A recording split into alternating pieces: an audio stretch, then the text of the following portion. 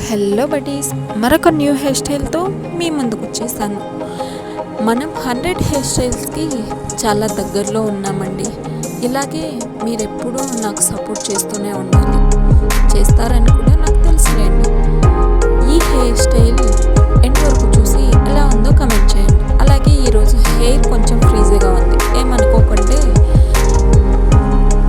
అలాగే లైక్ చేయండి, షేర్ చేయండి, సబ్స్క్రైబ్ చేయండి. ఉమెన్స్ ఇన్స్పైర్డ్ అని మాత్రం మర్చిపోకండి. Thank you for watching.